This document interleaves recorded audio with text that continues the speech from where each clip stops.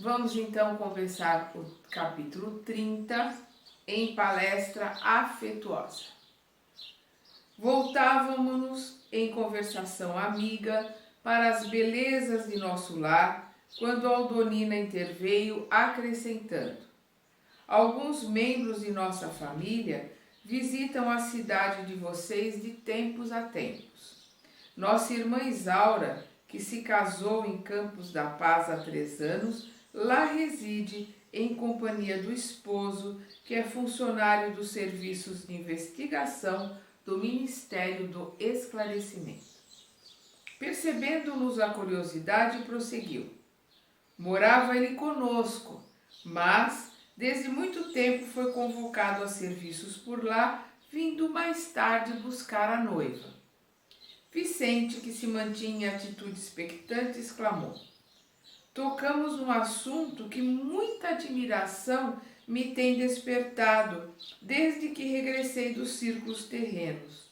Não tinha no mundo a menor ideia de que pudéssemos cogitar de uniões matrimoniais depois da morte do corpo. Quando assisti a festividades dessa natureza em nosso lar, confesso que minha surpresa raiou pela estupefação. Cecília Vivaz acentuou sorrindo. Isso se deu também conosco. Entretanto, é forçoso reconhecer que tal estado da alma resulta do exclusivismo pernicioso a que nos entregamos no plano carnal. Porque se o casamento humano é um dos mais belos atos da existência na Terra, por que deixaria de existir aqui, onde a beleza é sempre mais quintessenciada e mais pura?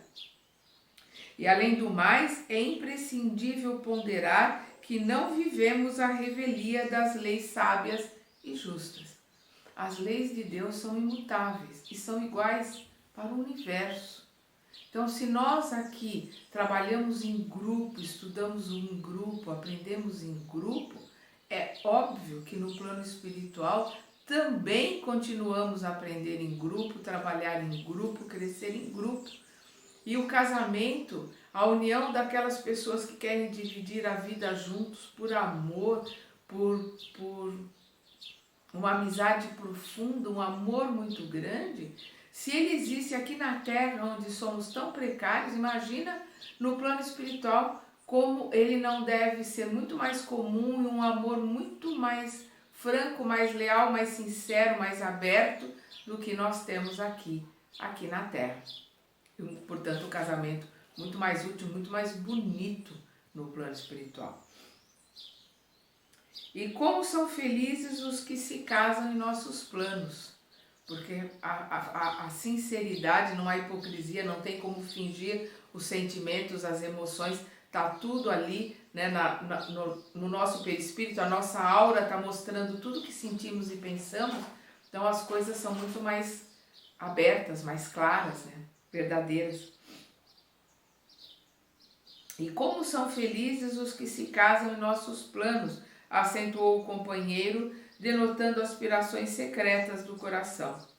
Aldonina esboçou um gesto expressivo e considerou: sim, para possuirmos aqui essa aventura é preciso ter amado na terra, movimentando os mais nobres impulsos do espírito.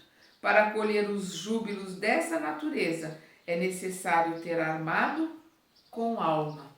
Então, aqueles que se amam verdadeiramente, aqueles que amam com alma, com sentimento, em verdade, aqui na Terra, vão poder manter esse amor, se casarem também no plano espiritual. O importante é desenvolver o amor. O amor nos aproxima de Deus porque Deus é amor puro.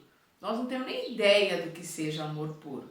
Nós estamos começando a aprender a conhecer um pouquinho do amor. E então aqueles que amam aqui na Terra vão poder continuar amando e aprendendo o que é amor no plano espiritual. Vou repetir. Sim, para possuirmos aqui essa aventura é preciso ter amado na Terra, movimentando os mais nobres impulsos do espírito. Para colher os júbilos dessa natureza, é necessário ter amado com alma. Os que se consagram exclusivamente aos desejos do corpo não sabem amar além da forma, são incapazes de sentir as profundas vibrações espirituais do amor sem morte. Desejando, porém, retomar o assunto referente a Isaura, interroguei, curioso. Continue falando-nos da irmã que se mudou para nosso lar. Estimaria saber como se realizou o consórcio. Se você, Cecília, está aguardando um prêmio de visita à nossa cidade, como se casou ela transferindo-se para lá definitivamente? Cecília sorriu e retrucou.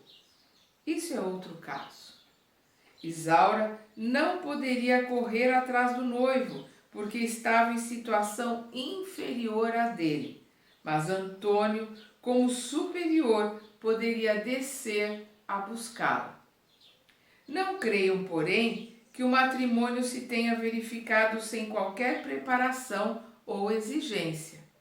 O noivo poderia conduzi-la sem qualquer formalidade, desde que recebesse o devido consentimento, porquanto obtivera a permissão das autoridades de nosso lar. Mas um dos chefes de serviço aconselhou a Isaura nesse sentido, explicando-lhe que, como administrador de uma colônia em condições de inferioridade, não podia opor qualquer embargo, mas pedia à noiva preparar-se por 6 anos consecutivos em Campo da Paz, antes da partida definitiva, acrescentando sensatamente que num casamento de almas é indispensável apurar o enxoval do sentimento.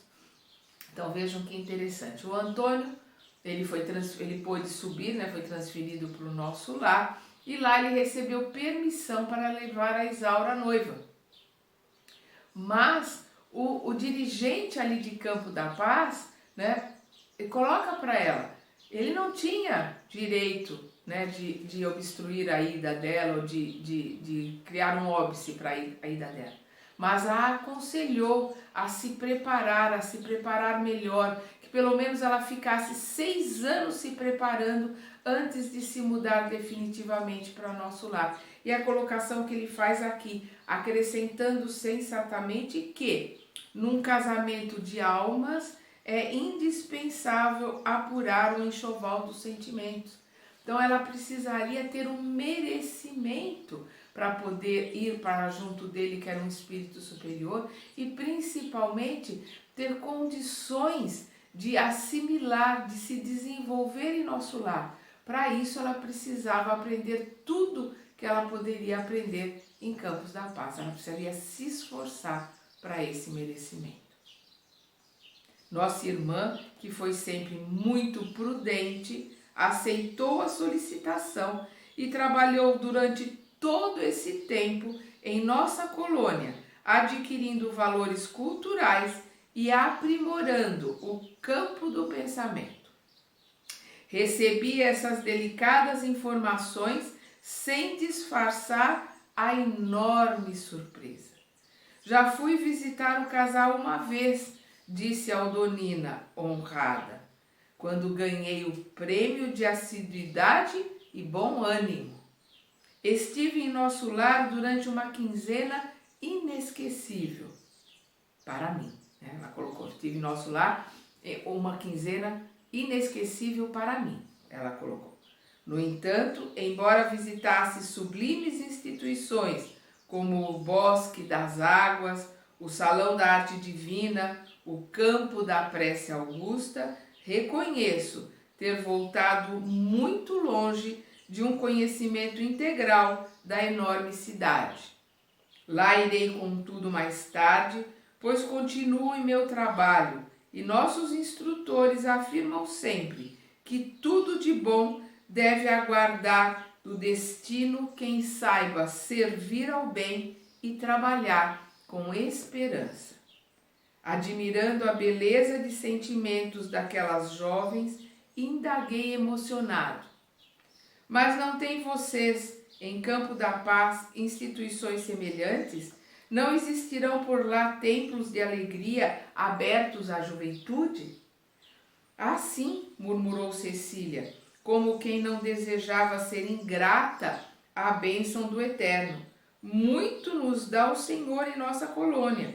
Entretanto, permanecemos na vizinhança dos irmãos encarnados. Então, o grande problema de Campos da Paz é a vizinhança aqui da crosta, porque eles recebem os pensamentos, recebem as vibrações, recebem as tempestades energéticas que acontecem aqui na crosta. E isso atrapalha muito, né, o estudo e desenvolvimento deles. É óbvio como atrapalha nós aqui na Terra, nós estarmos aqui todos juntos e misturados.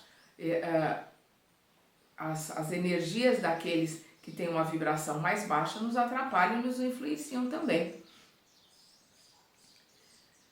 Além disso, temos os problemas, voltando aqui, nossos trabalhos de comunicação e auxílio necessitam ainda, nossa cidade não possui, vou voltar um pouquinho, nossa cidade não possui ministérios da união divina nem da elevação. Não podemos receber a influência superior com muita facilidade.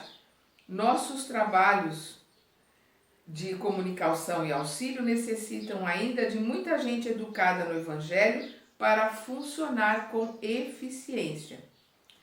Vou voltar aqui, quando ela diz: assim murmurou Cecília, como quem não desejava ser ingrata às bênçãos do Eterno. Muito nos dá o Senhor em nossa colônia. Entretanto, permanecemos na vizinhança dos irmãos encarnados. As tempestades que nos atingem obrigam-nos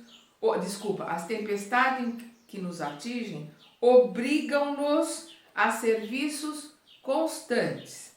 Os quadros inferiores que nos cercam são profundamente dolorosos. Nossa cidade não possui ministérios da união divina nem da elevação. Não podemos receber a influência superior com muita facilidade. Nossos trabalhos de comunicação e auxílio necessitam ainda de muita gente educada no Evangelho para funcionar com eficiência. Além disso, temos os problemas de finalidade. Nossa colônia foi instituída para socorro urgente. Então, eles têm que manter o foco na finalidade da casa, né? Que é socorro urgente para aqueles que desencarnam com desconhecimento e despreparados, né? A nosso ver, Campo da Paz Campo da Paz é, mais que tudo, um avançado centro de enfermagem, rodeado de perigos, porque os irmãos ignorantes e infelizes nos cercam o esforço por todos os lados. De 10 em 10 quilômetros nas zonas de nossa vizinhança, há postos de socorro como estes, que funcionam como instituições de assistência fraternal e sentinelas ativas ao mesmo tempo. Então, ela coloca aqui que eles estão rodeados de perigos, né? Porque eles estão ali com irmãos revoltados, obsessores, que ainda não estão arrependidos. E olha que interessante o que ela coloca: de 10 em 10 quilômetros, nas zonas de nossa vizinhança, há postos de socorros como esse. Então, não vamos lembrar que eles estão ali num posto de socorro de Campo da Paz.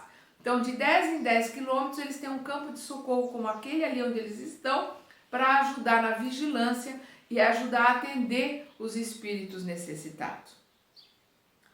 Então, voltando, de 10 em 10 quilômetros, nas zonas de nossa vizinhança, há postos de socorro como este, que funcionam como instituições de assistência fraternal e sentinelas ativas ao mesmo tempo. A jovem fez uma pausa mais longa, observando o efeito de suas palavras e rematou: nosso governador, quando se agravam os serviços, costuma asseverar que estamos num campo de batalha com a paz de Jesus. Imagem alguma define tão bem o nosso núcleo como esta. Então eles estão num campo de batalha, mas com a paz de Jesus, né? Com a paz que Jesus nos deixou. Vamos lembrar as suas palavras no Evangelho: a minha paz vos dou, a minha paz vos deixo. Ele deixou conosco toda a paz que ele podia nos transmitir. Nós só temos que encontrarmos o caminho do aprendizado para chegarmos até ele, para termos direito a essa paz. Imagem alguma define tão bem o nosso núcleo como esta.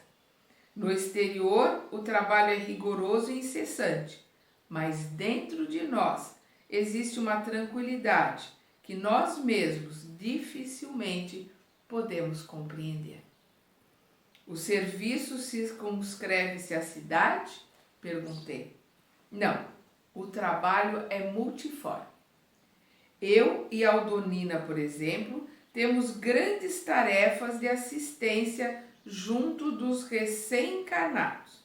Nossa cidade prepara em média 15 a 20 reencarnações diárias e torna-se imprescindível assistir os companheiros ou tutelados, pelo menos no período infantil mais tenro, que compreende os primeiros 7 anos da existência carnal. Então nós vemos aqui quando que a Cecília coloca que ela e a Aldonina trabalham junto aos recém-reencarnados na Terra. Então vamos lembrar que o perispírito leva 7 anos para se formar.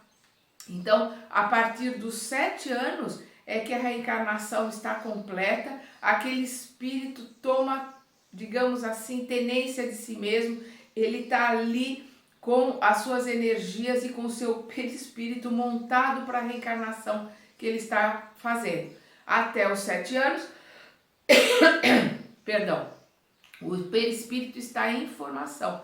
E a Aldonina e a Cecília auxiliam esses espíritos nesse período de 0 a 7 anos de idade.